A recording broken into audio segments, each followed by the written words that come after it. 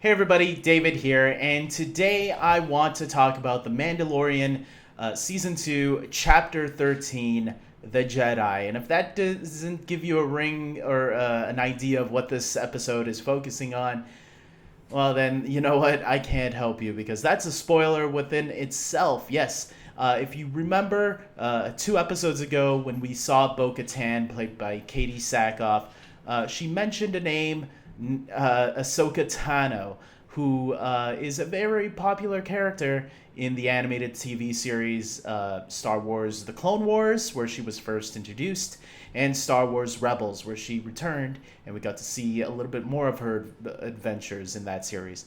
And then there was rumors that Rosario Dawson had been casted to play her for the first time in live action in The Mandalorian season 2, and it looks like those rumors were true because we got to see her makeup and costume and all for the very first time, and I was very curious to see how she was going to look. And I was also wondering, like, are we actually gonna see her fully throughout the episode, or are we just gonna get her in like the second half of the episode or towards the end and get a little chit chat and that's about it? No, this episode uses her from beginning to end as a supporting character, and I loved every minute of it. As soon as she's introduced right in the beginning, during this battle sequence, where it looks like I didn't know what was going on at first. I thought it was like people being attacked. They were being attacked, but for good cause because these people were in charge of this kingdom. It looks like we're a couple of evil people. This evil queen or whatever was in charge, and she had a guard, by the way, who was played by Michael Biehn. And I didn't recognize it was Michael Biehn the entire time. Michael Biehn is also known as Kyle Reese from the Terminator franchise, as well as he was in the James Cameron Aliens film, in the second Aliens film with Sigourney Weaver. So it was interesting when I found out that was him in the episode because I didn't recognize him. But I thought he was really good. I'm like, who is this guy? This guy's a really good actor. And then when I found out it was Michael Biehn, I was like, what? So let's get right into this. So we see Ahsoka Tano in the beginning of the episode, and she's kicking all sorts of ass. I loved her introduction. I loved everything about this episode, including the cinematography, the score, the look of it, the feel of it. I really like that dark edge tone that they were going for. Directed by none other than Dave Filoni, by the way, who, produced, showrunner of both the Clone Wars and Rebels. It's funny because I said by the end of this episode, holy shit, Dave Filoni had directed and written my least favorite episode from last season, which was the one where he went to Tatooine for the first time. That was my least favorite episode of The Mandalorian. And by the end of this episode, I was like, holy shit, this is my favorite episode of The Mandalorian. So he directed my least favorite, and now he directed my favorite episode of this series so far. So when Mando arrives, he goes to this town that we saw Ahsoka attack and said that she was going to come back for the slaves that queen was holding. And when Mando gets there, he can tell something's off about this place. And when he meets the queen, the person in charge of the place, I don't think she was a queen, but whatever. He meets her, and she makes him an offer to kill a Jedi because she knows that he's a Mandalorian, and Mandalorians are like hunters. So, hey, can you kill this Jedi for this? And if you do this, I will give you this spear, which is made out of Beskar metal, the same type of metal that his suit is made out of. And I thought, oh crap, are they gonna have Mandalorian, Mando fight Ahsoka? Because that's not gonna end well, I don't think. I get that his metal is strong, but it can't be that strong. I'll get to that later. So we get into the forest. Mando is with the baby, with the child, because he needs the Jedi to also get some answers about this kid. And boy, do we get a lot of answers. So when he meets Ahsoka, they get into a little fight, but then Mando tells her, hey, look, I know Bo-Katan. So she's like, okay, I better hear this guy out. And he tells her about the child, and she, she makes references to Yoda, obviously, like she remembers Yoda from the Clone Wars days, and she gives him some information about the child that he was actually there during Order 66. He was there as a young kid training with the older Jedis, and then when Order 66 happened, someone took the kid and brought him to safety somewhere, but then that's where his memories go dark. That's where he doesn't really remember too much afterwards.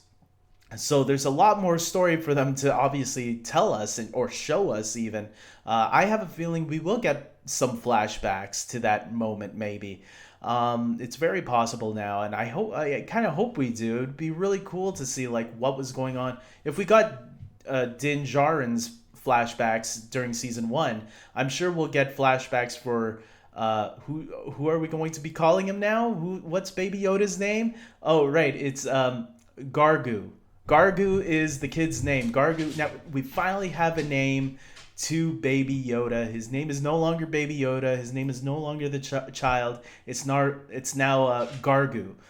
Gargu or Gargo? I think it was Gargu. Right. Okay, Gargu.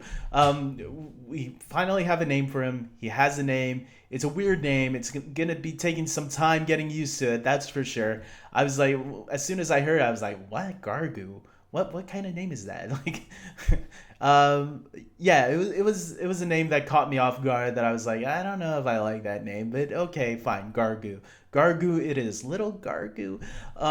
So we got his name, we got a little bit of his backstory, some mystery still surrounding it, but it gave us that right there is already a lot from what we've learned since we learned about this kid, right? We kind of assumed that he was a Jedi or connected to the Jedi to some extent, but now we know to what extent, to the fact that he was there at the Jedi Council in Coruscant, which is huge information.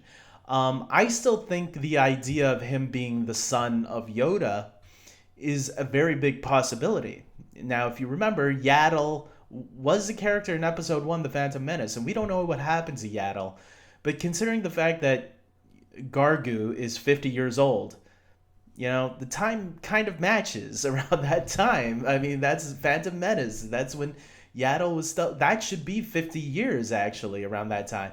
Did she die in childbirth? Did she die during battle? Who knows? Those answers... We don't know anything about that character other than she used to be a Jedi back then. And then sometime after Phantom Menace, she disappeared. And now we know that this kid was training at the Jedi Temple on Coruscant. So that's pretty interesting information right there. So then Mando asks Ahsoka if she can train him, and she's like, no, because this kid is grown too attached to you, and because of that, he's too old. If I start his training, he could go down a dark path. And I thought that was really interesting because I wasn't expecting that, and I should have expected that. And some people were kind of speculating. I've heard other videos and reviews where people were like, he choked Cara Dune. He ate that frog lady's eggs. I don't mean to bring that back up. I know that was a little humorous moment there, but it's still, he should know right from wrong. Look, it's possible now that, the kid could be going down a dark path if he starts training. And so that was a nice little twist. I'll say that. But then more on that a little bit later. We then have Ahsoka and Mando decide to go back to that town, that city, because Ahsoka was going to go back there anyways, to free the slaves. Mando decides to team up with her, and they both go and kick a lot of ass together. So there's a really cool fight going on between Ahsoka and the evil woman, and Mando takes on Michael Biehn by himself. Just holds him at the gate and says, you're letting these two deal with it. And they're having a little one-on-one conversation. Unfortunately, Michael Biehn dies, and that kind of sucks because I would have liked to see him more, in future episodes if they could have brought him, but I guess they didn't have any more plans. So at the end, it seems like Michael Biehn was kind of wasted, but for what it was worth, I thought it was cool that he was in this episode. And I found out the woman that played the evil one, by the way, is the goddaughter of Bruce Lee, which I thought was really interesting. And apparently today is would have been Bruce Lee's birthday if he was alive today. I didn't know that. I thought that was interesting. So Ahsoka ends her battle with her, and while they're fighting, I didn't really was paying attention to this, but someone pointed it out. I think it was Star Wars Explained. I was listening to their review, and they pointed it out how, or maybe it was Star Wars Theory. I don't remember right now. But one of them pointed it out how the spear, the Beskar metal, the spear that she was using to fight Ahsoka, was holding up against her lightsabers. And now, after she killed her, Ahsoka killed her and got the spear. She gives the spear to Mando, and they were pointing out how that's going to be Mando's way of fighting Moff Gideon for the finale. That now he has a spear that can handle a lightsaber, and I thought, wow, that I didn't even put two and two together like that, and I should have. So that was really interesting. Another thing. So later, Mando thinks he's going to say goodbye to the kid, and he goes to the ship, and they have a little nap together or whatever. And when the kid wakes up and he wakes up, it's like, okay, let's go bring you to Ahsoka and go. But Ahsoka insists, no, I can't train him. I'm sorry. I can't take that risk that he could go to the dark side because I seen, or maybe she said that earlier, I seen, full-grown Jedi Knights turn to the dark side because of fear. Which was a nice little reference to Anakin becoming Darth Vader. So she suggests, though, to bring him to this Jedi temple. I think it was the first Jedi temple ever created, and that if you go to this place and let him go, he can figure it out, and a Jedi should come and give advice to the kid or something like that. We'll see what happens. And so a lot of people are also wondering if it could be Luke or Ezra. Ezra was a character from Rebels, and Luke, well, you should all know who Luke Skywalker is. I'm going to go and say it's going to be Luke. If I had to guess between the two, I'm guessing Luke right now. And so Mando goes off, and that's the end of the story. Now, there's another thing that I should have mentioned, which I just remembered right now. During the fight with Ahsoka and the evil woman, I know her name's not Evil Woman, but a name drop, a very big name drop for Star Wars Rebels fans, or Star Wars fans, hardcore Star Wars fans who know the legacy stuff, should be very familiar with, is Admiral Thrawn. Now, Thrawn was a villain in Star Wars Rebels in the final 2 seasons.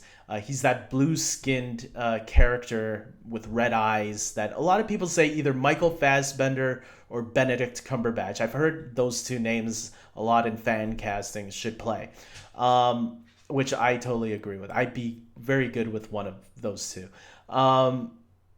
Yeah, Thrawn is a villain in Star Wars, the last 2 seasons of Star Wars Rebels, as well as the books. There's been a series of books, both in Legacy and in newer Star Wars novels, that have touched on Thrawn and who he is as a character.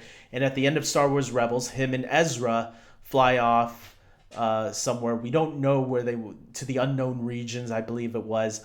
And that line was probably setting up for the Ahsoka Tano series to take place. I don't think we're going to see Thrawn in Mandalorian. I think it's a possibility. Anything's possible. But I think they're going to save Thrawn for Ahsoka Tano's personal standalone series, and touch on that there. And I think they'll touch on Ezra there as well. I don't think they want to confuse people on Ezra in this series. They could, like I said, some of the suggestions that people think the Jedi that it's going to be to show up where Mando and Baby Yoda are going, or Gargu are going, is going to be Ezra. I think it's going to be Luke. So we'll see what happens. But yes, Admiral Thrawn, that's going to be awesome to see him in live action, especially depending on who they cast, is going to be essential to that character, I think, because he has to be. He's considered one of the best Star Wars villains for a lot of fans. So I'm curious to seeing what they do there. So yes, guys, this was a fantastic episode. I really enjoyed it so much so. This is probably the only Mandalorian episode, the first Mandalorian episode where I gave a 10 out of 10 to. It was great all around. I loved it. Dave Filoni, if you're watching this, I don't know if my channel, but my Mandalorian videos haven't been getting that many views, but I just gotta say, this fantastic episode, man. Yeah, so I can't wait to see what is the remaining 3 episodes going to give us. Are we going to see this Jedi before the end? Or he knows the destination now. Now it all has to do with is just getting there. Will we get there in the next episode, or are we going to have to, go on a side quest first? I guess we're going to have to see. I hope these next 3 episodes are story heavy like this one was. That gives us a lot to desire and learn from. Because this was fantastic, and I'll be kind of let down if we go on a little side quest next week. I won't be mad, but I'll be like, holy shit, what's next? And then we get a side quest, and I'm like, oh. Other than that, yeah, guys, leave down your comments or your thoughts in the comment section below. I'm always curious on what other people. I've been reading what other people have been thinking this morning. I've been trying not to spoil my brothers on it too much because they're huge Star Wars fans, and I know they're trying to avoid spoilers. So this was fantastic. So with that being said, I hope you guys liked this video. Please subscribe to my channel. Throw this video around to anybody who is interested in The Mandalorian and wants to hear another opinion on it. And with that being said, take care.